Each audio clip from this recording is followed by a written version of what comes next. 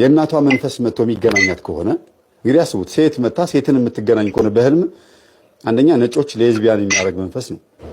ወደ ነጮች ስትሄዱ ወደዚህ ወደኛ ሀገር ስትመጡ ደግሞ ወንድ እንዲያስጠላ የሚያደርግ መንፈስ ነው።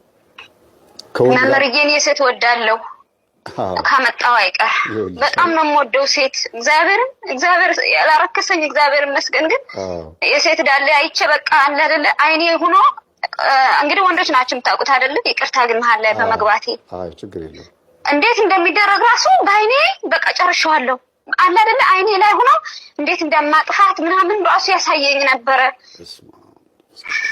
ስለዚህ በቀጥታ እንግዲህ አስቢ፣ ከየትም ሳትማሪው የሌዝቢያን መንፈስ አንቺ ውስጥ ከዛር ከቤተሰብ መጥቷል ማለት ነው እኮ። እናትሽን መስሎ ከመጣ እንደዛ ነው። ሌላው ሴት ልጅ መስተፋቅር አድርጋ የምትወደው ወንድ ላይ አድርጋ ከሆነ ያገባችው ከዛ የተወለዱት ልጆች መካከል ሴት ልጅ ካለች የዛች ሴት ልጅ ያቺ ትንሿ ልጅ የተወለደችው እናቷ መስተፋቅር አድርጋ አባቷን ያገባችባት ልጅ ማለት ነው። ውስጧ እንዲህ አይነት መንፈስ ነው የሚኖረው፣ ሌዝቢያን መንፈስ ነው የሚኖረው። ሌዝቢያን መንፈስ ደግሞ ከሴት ስለሆነ አይነ ጥላው የመጣው ሴት ስለሆነች መስተፋቅር አድራጊዋ ማሊያ የለበሰው ቁምጣ የለበሰው ማሊያ የዚህችን ሴት ነው የሚተውነውና አድራጊ ናት፣ አፍቃሪ ናት። ሄዳ መንፈሱ አድርጊ የሚላትን ነው የምታደርገው። ተኳኩላ ቆንጆ ሆና ምናምን ሊፕስቲክ ተቀብታ የሆነ ቡና ለማፍላት አጠገቡ ሞንደል እያለች ምን እያለች ለመሳብ ጥረት ታደርጋለች። ከዛ በዛ ይሳባል፣ በዛው መስተፋቅር ይገባለታል። የዝሙት መንፈስ በዛው ትስባለች። ይሄ መንፈስ ሴት ልጇ ላይም እንደዛ ነው የሚቀጥለው። ሴት ለሴት እንደዛ ነው እየቀጠለ የሚሄደው ማለት ነው። አንዱ ምክንያት። ሁለተኛው ደግሞ ይሄ አሁን እሷ ዳሌ ሳይ ደስ ይለኛል ያለችበት መንገድ በውስጧ ሆኖ እሷ ውስጥ ሆኖ እንደዚህ እንድትዘሙት የሚፈልግ መንፈስ አለ። ባሏ ጋር በትክክለኛው መንገድ ከመፈጸም ይልቅ ወይም አግብታ ትክክለኛ ባል ከማግባት ይልቅ ወንዱ መንፈስ ውስጡ ያለው በእሷ ውስጥ ሆኖ ተጨማሪ ሌላ ሴቶችን ይፈልጋል፣ በእሷ አይን በኩል ይፈልጋል። ይሄ የእስላም ዛር መንፈስ ነው። ለምን አንድ ሙስሊም ወንድ 3-4 ሴቶችን የሚያዝ ባህሪ ስላለው ወይም የማግባት አቅም ካለው ማግባት ይችላል የሚል ሕግ ስላለ በዚህች ሴት ውስጥ ሆኖ ሌላ ሴት የምትመለከት ከሆነ በሴት ውስጥ ሆኖ ሴትን መሳሳም፣ መተሻሸት፣ መደባበስ አላያችሁም? ቲክቶክ ላይ ሶማሌ ለሶማሌ ኢጃማ አድርገው ጠቅልለው ከንፈር ለከንፈር ሲሳሳሙ። እነሱ ውስጥ ያለው መንፈስ ከባላቸው የመጣ የእስላም ዛር መንፈስ ነው። እሱ ሁሉንም ሴቶች ስለሚፈልግ እነሱ ውስጥ ያለው መንፈስ የእሱ መንፈስ ነው። እናት ጨሌ ትገብር ነበር። የጨለማ መንፈስ ነው። ዘመናዊ ነኝ፣ የዘመናዊ ትምህርት ባለሙያ ነኝ የሚለው ደግሞ ሌላ የሱ ጨሌ አለ። እሱ ደግሞ ዕውቀቱን ነው የሚያመልከው፣ እግዚአብሔርን አያመልክም። ሙያውን ነው የሚያመልከው፣ ትምህርቱን ነው የሚያመልከው።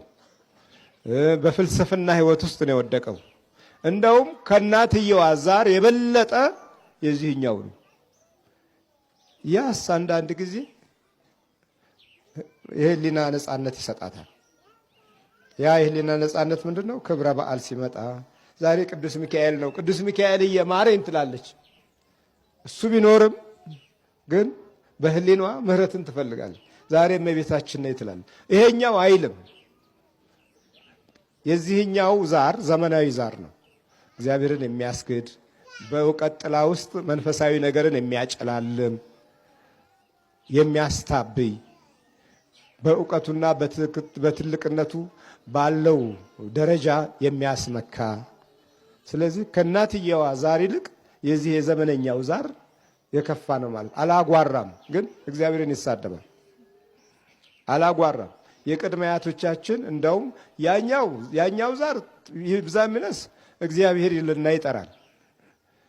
ይሄዚህኛው ግን አያት ቅድመ አያቴ ዝንጀሮ ነው ይላል። የትኛው በለጠ ታዲያ? የዚህ የዘመነኛው አልበለጠም? እየባሰ ይሄዳል የሚባለው ለዚህ ነው። ባሰ ይሄኛው። ያ ቢያንስ መንፈሱ የሥላሴ ፍጡርነትን ያምናል። እንደው ቢያንስ እንደው ይሄኛው ደግሞ በቃ ከዝንጀሮ የመጣነን የኢቮሉሽን ልጆች ነን ይላል። እለት እለት ንግግሩም ይኸው ነው። ትምህርቱም ዕውቀቱም ሲጀምር እንደውም በደንብ ሚዲያ ቢሰጠው የሚናገራቸው ቋንቋዎች እነዚሁ ናቸው። ከእግዚአብሔር ተፈጠርን አይልም። ካለ እንዴ ወራዳ ሰው ነው፣ ካለ ደካማ ሰው ነው። እና አይዲያሊስት ሊባል ነው። በተለይም በኮሙኒዝም ዓለም ውስጥ የእግዚአብሔር ስም እንዳይጠራ የሚደረገው ጥንቃቄ በጣም ብርቱ ነው። ከዛ በኋላ ያለው ሂደት አስቸጋሪ ነው በጣም። ሲናደድ አመል ውስጥ ለመግባት ይሄ ሰው ቅርብ ነው። ወደ አመል ውስጥ ይገባል፣ ወደ መጠጥ ውስጥ ይገባል፣ ወደ ሱስ ውስጥ ይገባል። መንፈሳዊ መከላከያ የለውም። በቀላሉ ህይወቱ የጨነገፈ ነው። ከዛ በኋላ ከሱ የሚወለዱት ልጆች ደግሞ በጣም የሚብሱ ናቸው። ኃይል እስክትለብሱ ድረስ ቆዩ። ዛሬ ለእኛም ይሰራል። በርቱ። መናፍስቱ ከእናንተ ጋር እልህ ቢይዘው አንዳንድ መንገዶችን እየሰበራችሁ ነው ያላችሁት። ባይወጣ እንኳ ወደ በረከታችሁ ተመልሳችኋል። ወደ ማስተዋል መጥታችኋል። ወጣ አልወጣ ይሄ የሚያጨቃጭቅ ነገር አይደለም። ሲደክመው ይወጣል። ምን ብሏል ጌታ? ኃይል እስክትለብሱ ቆዩ፣ በጽርሐ ጽዮን ቆዩ አላቸው። ኃይል መልበስ ሌላ ጉዳይ ነው። አእምሮ መከፈትም ሌላ ጉዳይ ነው። የክርስቶስ ሰላም መያዝም ሌላ ጉዳይ ነው። በኃይል መልበስ መካከል ያለው ኃይል ደግሞ እጅግ በጣም የተለየ ነው። በመቆየት የሚገኝ ጸጋ ነው። በመቆየት ነው ታዲያ፣ በመሮጥ በመቸኮል አይደለም። ኃይል እስክትለብሱ ቆዩ። ያ ኃይል ይውላችሁ። ይሄ ኃይል ሲጠፋን ግራ እንጋባለን። የበሉት የጠገቡት ያለቅሳሉ። በልተው ጠግበው እኮ ነው የሚያለቅሱት። ይሄ ኃይል ሲያጥራቸው። ይሄ መንፈሳዊ ኃይል ለሌሎች ያለንን ግምት የሚያዳብር ነው። ፍቅርና ሰላምን ለሌሎች የሚያሰጥ ነው። ይሄ ኃይል ወደ ሌሎች የሚተርፍ በረከት ነው። ይሄ ኃይል ውስጥን የሚያጽናናና ፍጹም የአረማውያንን መንገድ ሁሉ የሚሰብርና አረማውያንን በክርስቶስ ጥላ ውስጥ እንዲያርፉ የሚያደርግ ነው። ይሄ ኃይል እስክትለብሱ ቆዩ። ይህን ኃይል ስጋውያን አያሸንፉትም። ቢታገሉ አያቆሙትም። ይህ ኃይል ታሪክን እውነተኛ አድርጎ የሚያስቀምጥ ነው። ታሪክ ጸሐፊዎች አይደሉም እኮ ታሪክን እውነተኛ አድርገው የሚያስቀምጡ። የታሪክ ጸሐፊነትን ኃይል ሲለብሱ ታሪኩ እውነተኛ ሆኖ እንዲኖርና ትውልድ እንዲቀበለው መንፈስ ቅዱስ ያስገድዳል።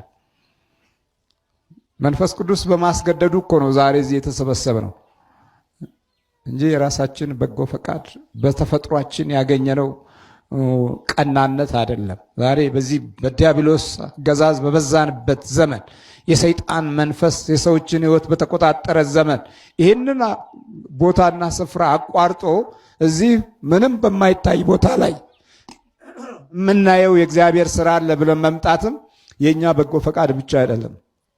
የዛ መንፈሳዊ ኃይል መሻት ከውስጣችን ሲጨምርና እየዳበረ ሲመጣም ጭምር ነው። ስለ ጠላቶቻችን ያለው ምስጢርና ስለ እግዚአብሔር ኃይል ማገናዘብ ስንጀምር ነው።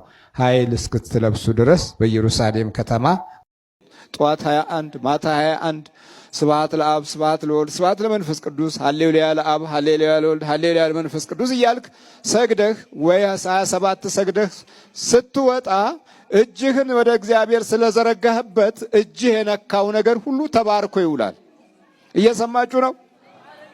ተባርኮ ይውላል። በቃ የምትጽፍም ከሆነ የምትጽፈው መልካሙን በጎውን ለአንተ የሚሆነውን ነው። እንዲህ ያላመለክበት እጅና ያልሰገድክበት ጉልበት ሁል ጊዜ በስውር ለሚያይ ጠላት እጅ ውስጥ ይገባል። ማታም ደግሞ ዝም ብለህ መተኛት አይደለም። በስውር ለሚያይባትህ እንደዚሁ ክብር ምስጋና ይግባ ብለህ ሰግደህ በርከክ ብለህ ጸልየህ ቅዱሳን እናመስግነህ የመላእክት እርዳታን ጠይቀህ በስውር ነው የሚያዩት።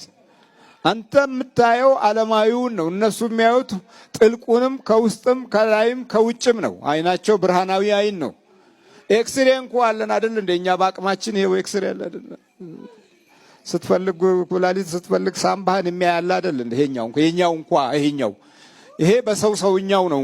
ግን ነፍስህን አያይም እሱ፣ ወይም ሰይጣንን አያይም። ሚሊዮን ሰይጣን እያለ ኤክስሬ ውስጥ ብትገባ ሚሊዮን ሰይጣን አይታይም። የሚታየው ያንተ ስጋ ነው። ይሄ ስጋው ብቻ ነው።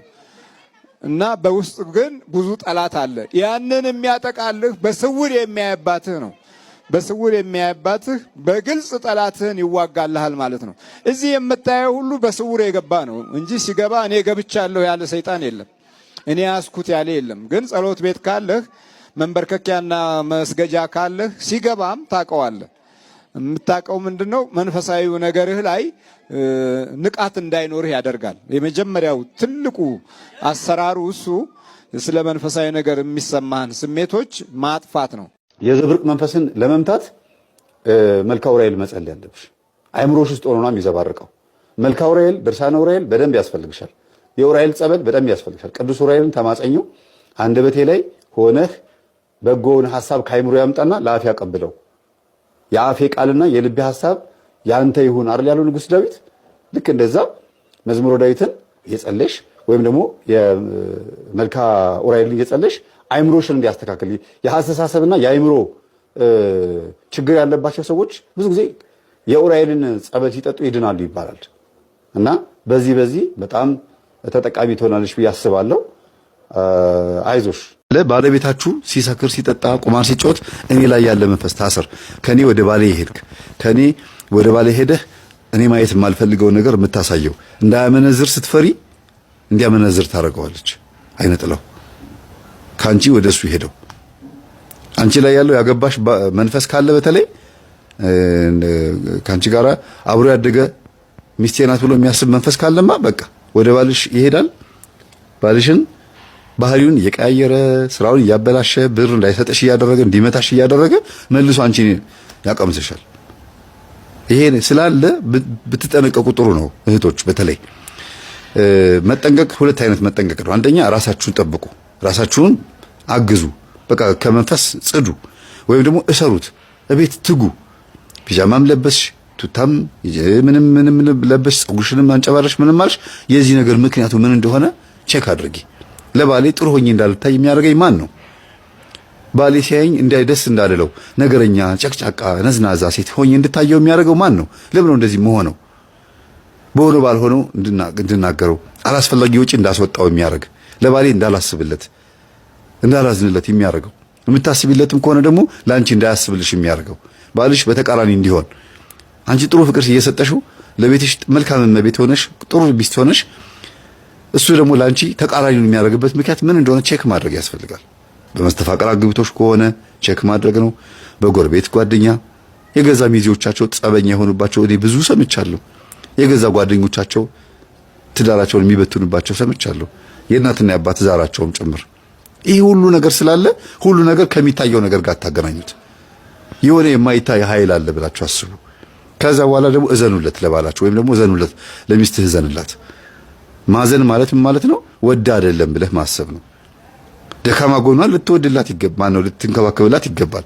ደካማ ጎኗን አይተህ ያን ነገር ሹሩሩ የምትንከባከበው ወይ የምታዝለው ደካማ ጎን ሊኖር ይገባል እንጂ እንደዚህ ስለሆነች ልትተዋት፣ ጠንካራ ስለሆነች አብራት ልትቀጥል አይደለም ያገባሃት። አንተም ስትታመም እጇ ላይ መውደቅ አይቀርም፣ አንቺም ስትታመሚ እጁ ላይ መውደቅሽ አይቀርም። የሆነ ጊዜ ላይ በሰው እጅ የምንሆንበት ዘመን ይመጣል። ሰዎች እንዲወዱን ሰዎች እንዲያዝኑልን ሆነን ነው ከሰው ጋር መኖር ያለብን። እና ይሄንን እንደ መልእክት እንደ ጥሩ መልእክት አስተላልፋለሁ። እቺ ደግሞ ማታ እስኪ በደንብ እንደ ሴት እስኪ ያሳዩን። እስኪ እንዴት ነው የምታረጊው? እንደዚህ ነው እንደ ሴቶቹ ዊኒት ትላለች እኮ። ትምህርት ቤት ውስጥ እንደ ሴት ነው የምታስኬጂው? አዎ። ከወንድ ጋር አይጫወትም። እሺ። ከሴት ጋር እሺ። ምን ልታረጉት ነበር መጨረሻ? 6 ግብረ ሰዶም ልናደርገው ነበር ከአይነ ጥላዋ ጋር። እሺ። በቃ ይሄን ግብረ ሰዶም ልታረጉት? አዎ። አሁን ሚስት አያገባም ምናምን በቃ ሚስት ምናምን እንዳያገባ። ሉሲፈር ነህ? ምን ፈለክ? አንተ እንደ የፈለኩት። እሺ። ሉሲፈር በምንድን ነው የገባው? በሆረር ፊልም። በሆረር ፊልም? አዎ። ምን አደረከው ልጁን?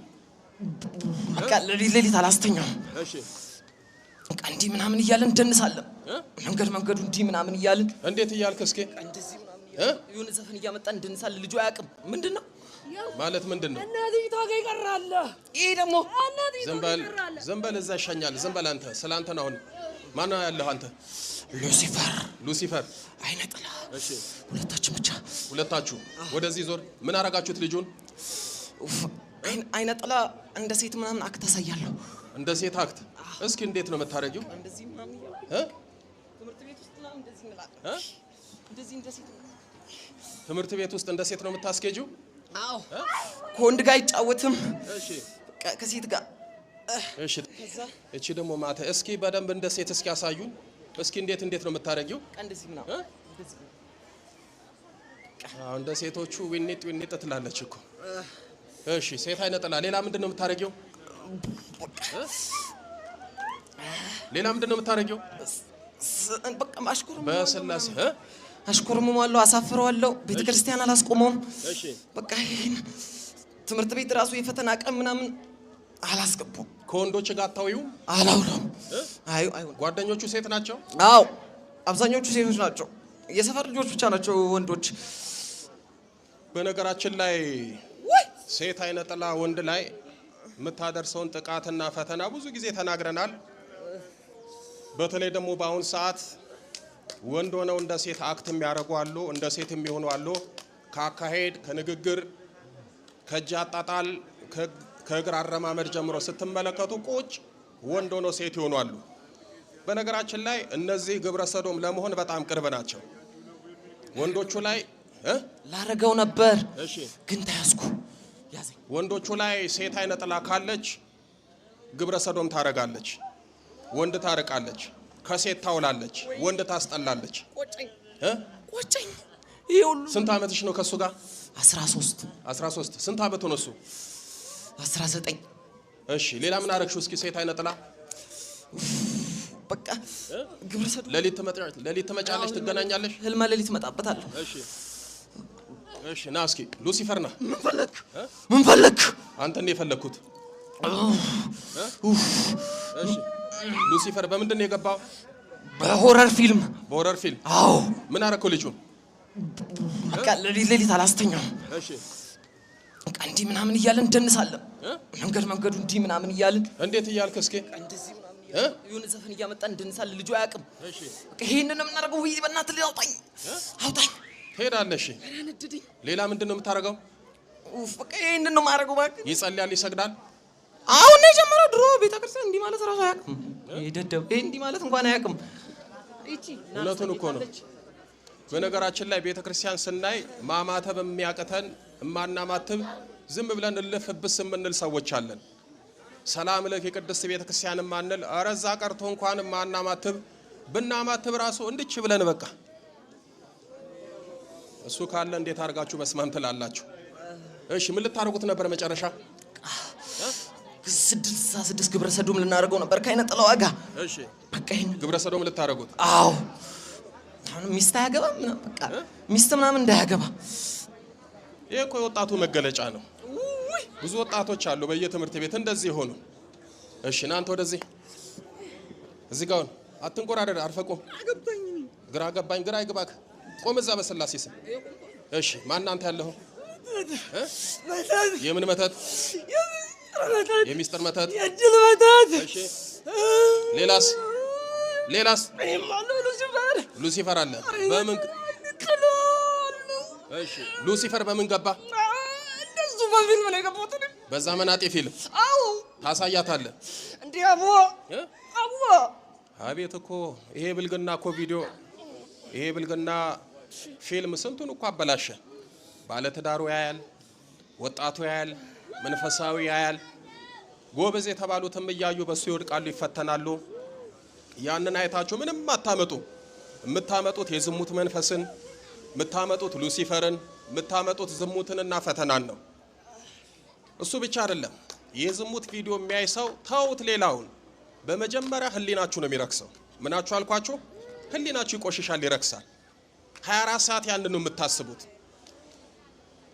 ታስቡና ወደ ተግባር ትገባላችሁ። ህሊና ይቆሽሻል፣ ህሊና ይረክሳል። ከዛ በኋላ ቤተ መቅደስ የሆነውን ደግሞ ሰውነታችሁን በዝሙትና በግል ወሲብ ታረክሳላችሁ። እኔ በዚህ አገልግሎት ያንን ቪዲዮ አይቶ ራሱን ያበላሸ ራሱን ያጠለሸ እንጂ ራሱን ያስተካከለ ሰው አላየሁም። እንደ ቀልድ ያዩትን እንደ እውነት መላቀቅ አቅቷቸዋል። አይኔ አልፈጽምም፣ እንደው ዝም ብዬ ለማየት ነው፣ ለማወቅ ነው፣ ትምህርት ለመውሰድ ነው ብለው አይተው በዛው ቀልተው የቀሩ በጣም ብዙዎች አሉ። ከዛ ደግሞ ችግሩ ምንድነው? ያን መንፈስ ከተዋዳችሁ በኋላ ስታገቡ በትዳር ውስጥ ትክክለኛውን ህጋዊ ሩካቤ ስጋ ሳይሆን በቤተ ክርስቲያን የማይፈቀደውን ኃጢአት የሆነውን ኢሩካቤ ትፈጽማላችሁ። በዚህም